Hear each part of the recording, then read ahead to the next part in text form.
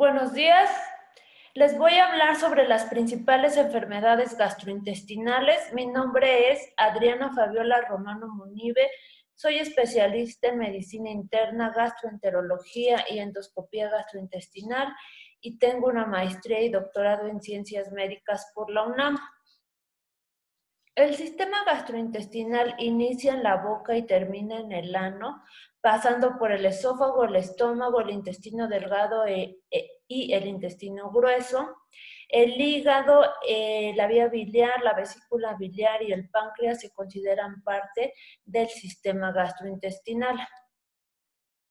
Les voy a hablar de la enfermedad por reflujo gastroesofágico, de las gastritis y úlceras gástricas duodenales, de la colelitiasis o piedras en la vesícula biliar, del estreñimiento, la enfermedad hemorroidal, la enfermedad diverticular y el cáncer de colon.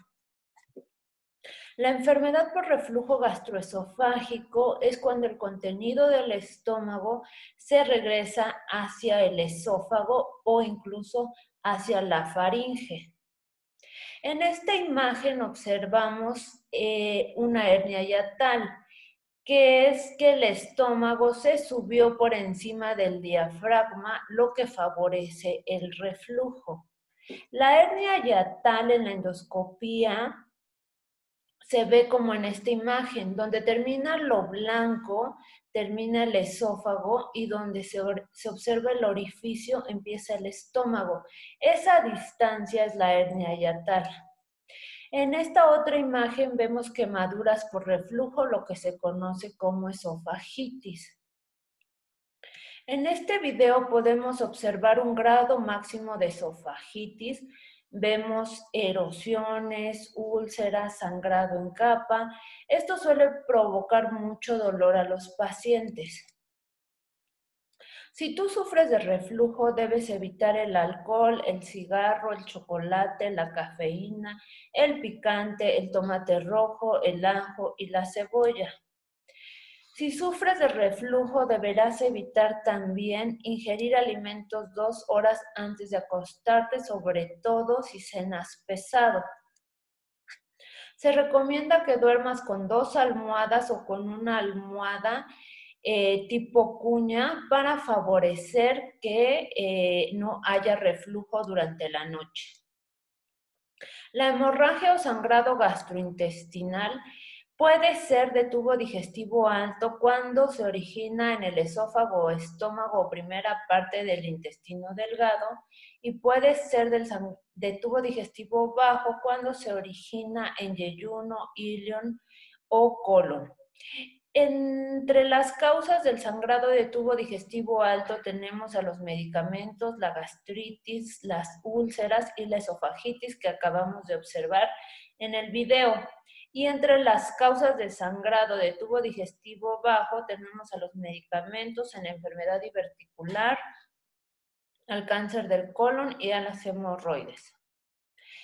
El sangrado se puede manifestar como hematemesis cuando uno vomita sangre, se puede manifestar como rectorragia cuando uno evacúa sangre roja fresca, como hematoquesia cuando uno evacúa sangre y popó, generalmente es de un tono vinoso o guinda, y melena, que es la evacuación negra como chapopote, muy fétida, es decir, con muy mal olor.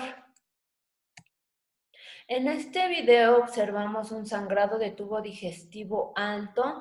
Estamos observando el estómago, un coágulo gigante en el mismo, que es el que se observa del lado izquierdo de la pantalla, y observamos una úlcera gástrica muy grande. Para que esto sane, el paciente requiere aproximadamente 8 semanas de tratamiento.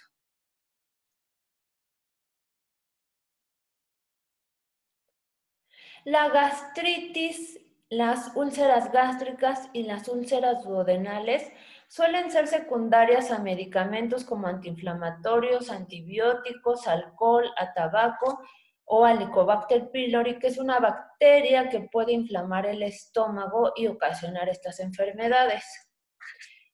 En este video observamos una gastritis por medicamentos, que son todas estas manchas rojas que se observan en el fondo del estómago. Esto genera mucho dolor o ardor en los pacientes.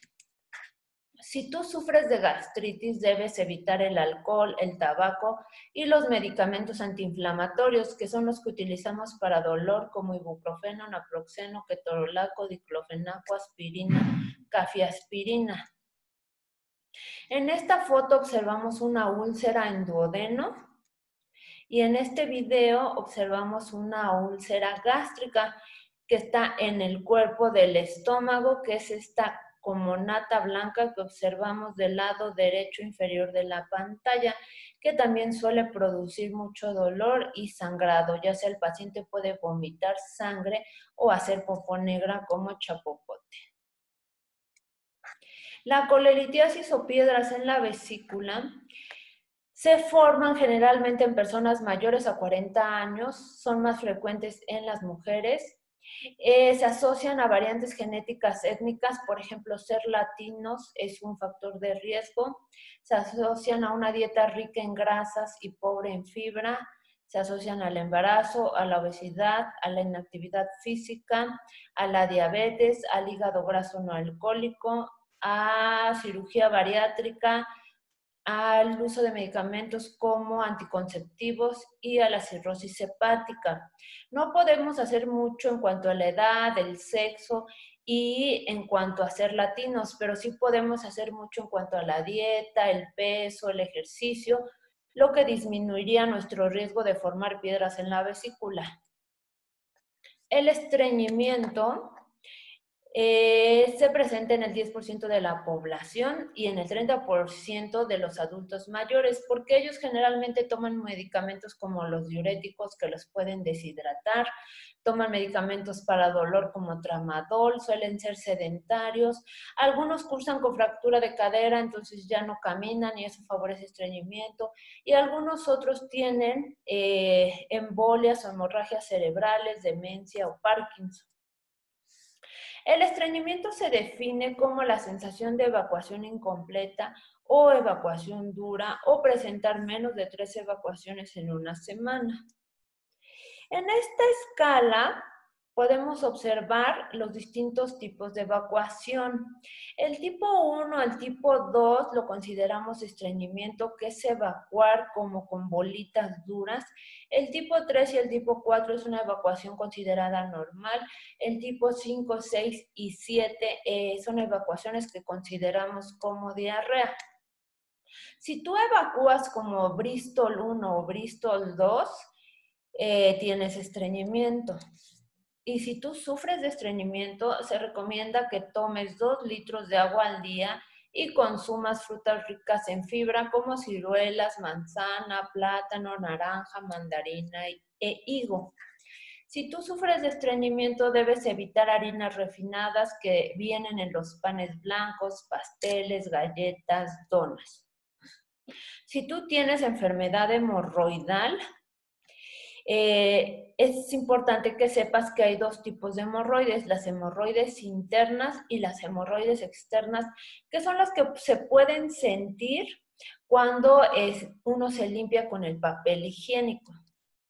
Las hemorroides dan síntomas en el 4.4% de las personas. Suelen manifestarse con mayor frecuencia entre los 45 a 65 años de edad.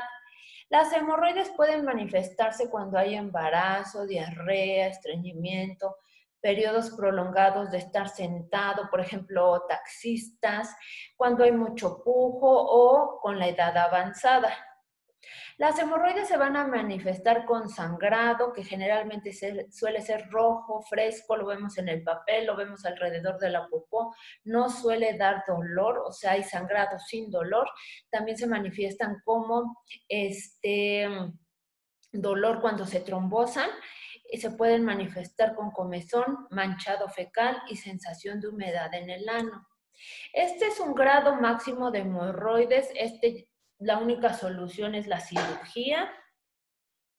Esta es una hemorroide que se trombosó. Cuando pasa esto, el paciente no puede sentarse, siente mucho dolor, evita evacuar con el fin de no desencadenar más dolor. Generalmente cuando vemos estos pacientes, en las primeras 48 horas se les puede hacer un procedimiento, pero si se presentan después de 48 horas, generalmente ya solo se les da tratamiento para las molestias. En este video vemos una ligadura de hemorroides. En este paciente estamos observando 4 o 5 hemorroides grandes. Ahí la aspiramos. Ya que la tenemos dentro del capuchón, liberamos una liga, que es lo que se observa en azul, y liberamos la hemorroide ya ligada. Esto hace que en el transcurso de los siguientes 2 días esa hemorroide se colapse y desaparezca. La enfermedad diverticular consiste en la aparición de pequeñas bolsas o sacos en el colon, predominan en la última parte del colon y suelen ser más frecuentes en personas de la tercera edad. A mayor edad, mayor incidencia de divertículos, y también se presentan en personas con poca ingesta de fibra. Aquí observamos la imagen de un divertículo que sangró. El paciente presentó sangrado, que es como el que les había mencionado, guinda, suele ser muy abundante y habitualmente no hay dolor. En la primera imagen observamos el divertículo y un coágulo. En la segunda observamos un vaso sanguíneo después de que quitamos el coágulo. En la tercera vemos un clip que es como una grapa que se coloca sobre el vaso para evitar que sangre. Y en la última imagen vemos un segundo clip. Estos clips suelen ser eliminados en la popó 1 o 2 semanas después del procedimiento y no hay mayor problema. Ahora, el cáncer de colon suele presentarse en personas mayores de 65 años de edad. Si tienes más de 45 años, debes prevenir el cáncer de colon. Hay 2 maneras de prevenir el cáncer de colon. Uno es con colonoscopía, que ahorita vamos a hablar de eso, y otro es con prueba inmunológica fecal. La prueba inmunológica fecal consiste en dar una muestra de popó y se va a analizar si hay sangre humana en esa muestra. En dado caso de que sea positivo, se realiza una colonoscopía, pero si es negativo, pues se repite cada año, y si nunca es positivo, pues no hay necesidad de hacer colonoscopía. La prueba inmunológica fecal es cada año y la colonoscopía es cada 10 años. La colonoscopía es un procedimiento en el que al paciente se le coloca sobre su lado izquierdo. Nosotros introducimos una manguera que en la punta tiene luz y una cámara y nos permite ir avanzando desde el ano, pasar por el recto, revisar todo el colon, incluso la primera parte del intestino delgado, que se llama ilion, que es la parte distal del intestino delgado. Y lo que buscamos son pólipos, que son pequeñas bolitas que salen en el colon, y estas bolitas al paso de los años se pueden convertir en cáncer de colon. Cuando hacemos la colonoscopía como prevención, tratamos de encontrar todos estos pólipos y retirarlos. En la imagen observamos un asa y esa asa tiene filo, nos permite cortar el pólipo y mandarlo a estudiar. Hay pólipos que dan mayor riesgo de cáncer de colon, como los vellosos, y hay unos que dan menor riesgo, como los tubulares. Pero todos los pólipos que encontremos los quitamos para disminuir el riesgo de presentar cáncer de colon. En este video vemos un cáncer de colon ya avanzado que impedía el paso del endoscopio hacia arriba para revisar el resto del colon. Era un paciente que llevaba varios meses sangrando en la popó y no le había dado mayor importancia. Todo sangrado debe estudiarse. Puede ser causado por unas simples hemorroides o puede ser causado por algo tan grave como un cáncer de colon. En la edad avanzada o tercera edad observamos muchos cambios en el tubo digestivo o sistema gastrointestinal. Entre ellos, observamos a nivel de la orofaringe, pues mayor presencia de caries dental, porque hay menos saliva, hay alteración en la masticación porque hay menos dientes, puede haber dificultad para tragar alimentos. En el esófago hay menor presión del esfínter, por lo que hay mayor reflujo. Hay también menor movimiento en el esófago, por lo que podría haber alguna dificultad al paso de los alimentos. En el estómago hay reducción del vaciamiento gástrico, lo que quiere decir que la comida se queda más tiempo dentro del estómago. Hay mayor producción de gastrina y por lo tanto mayor producción de ácido, mayor gastritis. En el intestino delgado hay menor absorción y movimiento, por eso es más frecuente el estreñimiento en la edad avanzada. En el colon también hay menor motilidad, por lo que se favorece también el estreñimiento por este mecanismo. La vesícula biliar también se mueve menos, por eso a mayor edad, mayor incidencia de piedras en la vesícula a partir de los 40 años de edad. El hígado disminuye de tamaño, pero no por eso disminuye su función.